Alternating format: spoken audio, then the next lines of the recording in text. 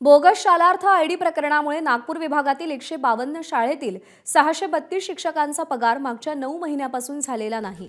आम्ही दोषी असलो तर आमच्यावर कारवाई करा, अन्यथा पगार द्या, अशी या शिक्षकांची मागणी आहे। परंतु गेल्या 9 महिन्यापासून वेतन स्थगित असल्याने संतापलेल्या शिक्षकांचा उद्रेक पाहायला मिळाला। प्रशासनाने वारंवार धरणं आंदोलन, निवेदनं आणि निदर्शनांकडे दुर्लक्ष केल्याने अखेर शिक्षकांनी विभागीय शिक्षण उपसंचालक कार्यालयावर जोरदार घेराव घालत तीव्र आंदोलन केलं। वेतनाशिवाय कुटुंबाचा उदरनिर्वाह करणं कठीण झाल्याची वेदना शिक्षकांनी व्यक्त केली।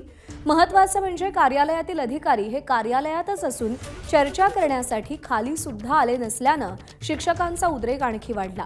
पगार मिळावा या मागणीला घेऊन या शिक्षकांनी न्यायालयात धाव घेतली होती। न्यायालयाने 2 आठवड्याच्या आत पगार देण्याचे आदेश दिले, मात्र अजूनही पगार झालेला नाही।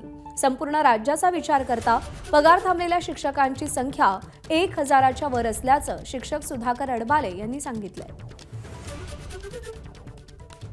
4 दिवसाच्या आत कारवाई करण्यात येईल अशा प्रकारचं आश्वासन दिलेलं आहे। 4 दिवसाच्या आत पगार देण्याच्या संदर्भात कारवाई नाही झाली किंवा अधिवेशन आहे आपलं 8 तारखेपासून, त्याच्या अगोदर कर्मचाऱ्यांच्या खात्यामध्ये पगार झाला पाहिजे या दृष्टीने डिपार्टमेंटनी कारवाई करावी आणि पगार देयक मंजूर करण्याच्या संदर्भात जेवढं शक्य लवकर होतील त्याच्या अगोदर कारवाई करावी अशी आज आम्ही डेप्युटी डायरेक्टरकडे मागणी केली।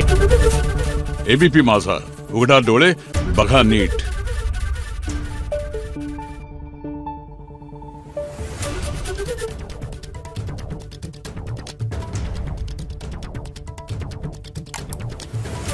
Thank you.